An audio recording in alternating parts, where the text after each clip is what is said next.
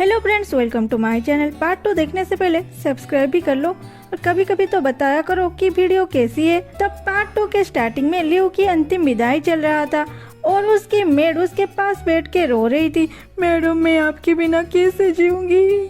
फिर वो धीरे से बोलती है, अरे मैडम तो स्टोरी स्टार्ट होने से पहले ही टपक गए।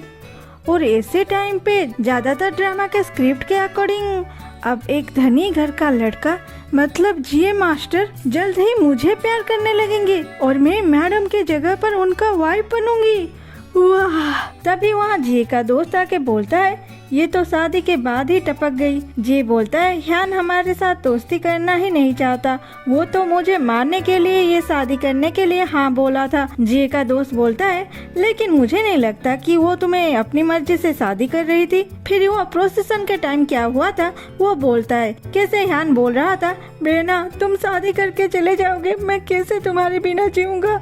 और लियू रोती हुई बोलती है, भैया मैं भी तुम्हें छोड़ के जाना नहीं चाहती, अगर हम दोनों एक दूसरे के बिना रहना नहीं चाहते तो क्या मैं इस शादी को कैंसिल कर दूं और मैं शादी ही नहीं करूंगी। तब ह्यान जोर जोर से रोते हुए बोलता है, मेरी प्यारी बहना राइट टाइम में शादी कर लेना चाहिए और आज तुम्हारी शादी है, तुम ऐसी बात कैसे बोल सकते हो। और उसे धक्का दे देता है। लियो सीधा जाके रूम के बाहर रखे हुए चैम्बर में गिरती है।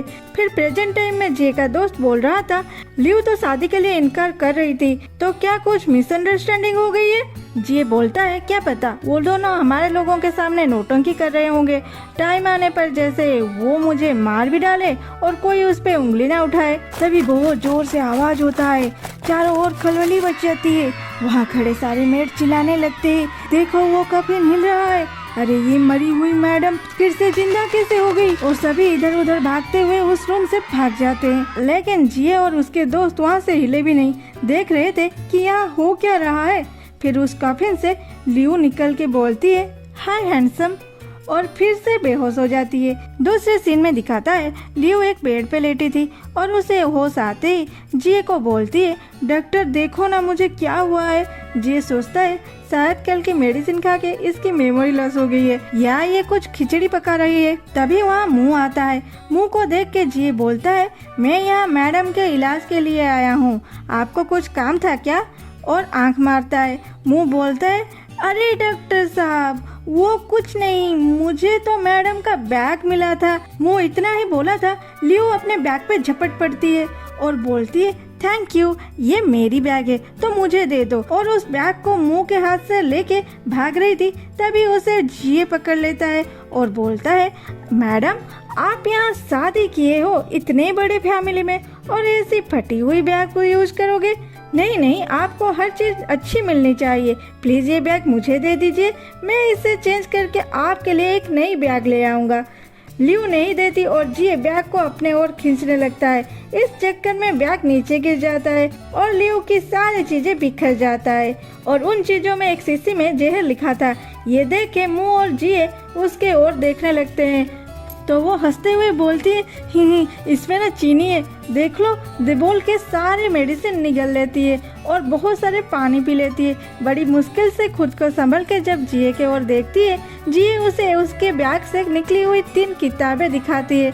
किताबों का नाम कुछ इस तरह का था, अपने पति को मारने का 100 तरीके, क्या करने से हम एक अच्छी किलर बन पाएंगे। ये सब लियू देख के हंसते हुए बोलती है, अरे मैं रास्ते में जा रही थी तो इन किताबों में सेल लगा था तो मैं ले आई। मैं सोच ही रही थी कि अच्छी बुक कभी सस्ते में नहीं मिल सकते, और उस किताबों को छीन के खिड़की से बाहर फेंक देती है। उसके बाद अपने सर पकड़ के आह आह चिल्लाती है। जी धीरे से बोलता है, हाँ हाँ अब एक्टिंग शुरू हो गया मैडम की। फिर लियू बोलती है, डॉक्टर मुझे चक्कर आ रही है, कुछ करो ना। जी उसके कान में बोलता है, मैं आपके लिए मेडिसिन लेके आता हूँ मैडम, और बाहर चला जाता है। उसके पीछे पीछे मुंह भी चला जाता है। लियू बहुत सारी मेडिसिन खा ली थी इसलिए वो बीमार हो गई थी, वो पानी पीने लगती है। दूसरे सीन में दिखाता है, जी लियू की सारी चीजों को देख रहा था, उसमें एक नोटबुक भी होता है, उसे निकाल के जी पढ़ने लगता है जिसमें लियू की स्टोरी लिखी थी। क्या बोलूं मैं मेरी हालत के बारे में।